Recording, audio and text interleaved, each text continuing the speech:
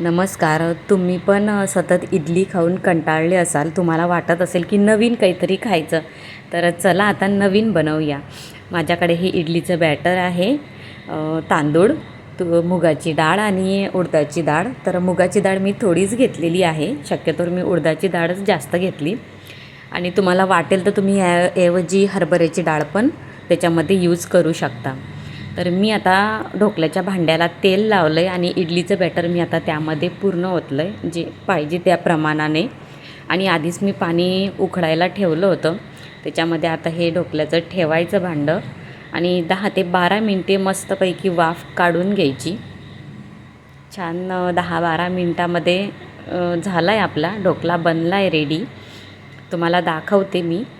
सध्या खूप गरम आहे, एकदम छान अशी जाळी उठली त्याला, मस्त फुललेलं होतं ते, त्यामुळे छान असं झालेलं आहे. तर हे आता आपण ढोकल्याच्या साईजमध्ये पीसेस कट करून घेऊ. तुम्हाला परत मी एकदा जाडी दाखवून दिली की किती छान अशी उठली ती. 10 ते 12 मिनटे होऊ द्यायचं, म्हणजे व्यवस्थित होणार.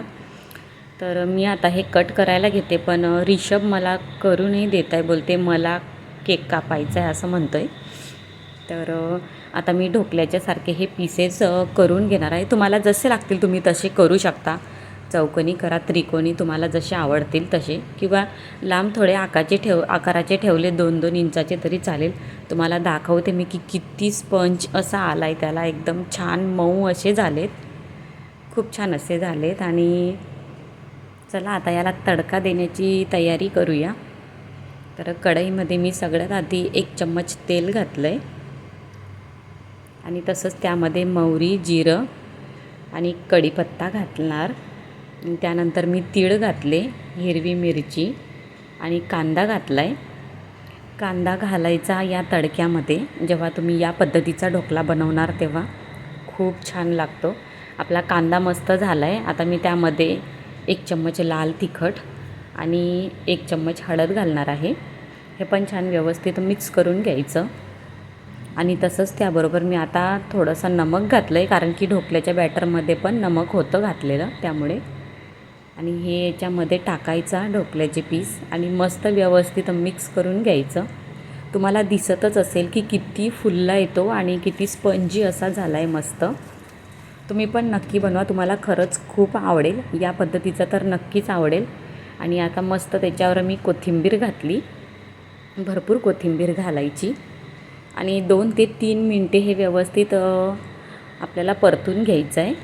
आणि परतल्यानंतर एकदम छान असा ढोकला आपला बनून रेडी झालेला आहे. खूप छान लागतो. तुम्हाला ज्याच्याबरोबर आवडत असेल, केचप असो, चटणी असो नारळाची, तुम्ही खायला घ्या. आणि नवीन असाल तर माझ्या चॅनलला लाईक करा, शेअर करा, सबस्क्राईब करा. आणि या पद्धतीचा ढोकला नक्की बनवून बघा, खरंच तुम्हाला खूप आवडेल. दाखवते मी की किती छान असा झाला आहे. तर तुम्हाला जर वाटत असेल की पीसेस कट करून त्याच्यावरून आपण तडका टाकायचा, तसं टाकला तरी चालेल, किंवा या पद्धतीने बनवला तरी चालेल, पण खूप छान लागतो. नक्की बनवून बघा. पुन्हा भेटूया नवीन एका रेसिपीबरोबर. बाय.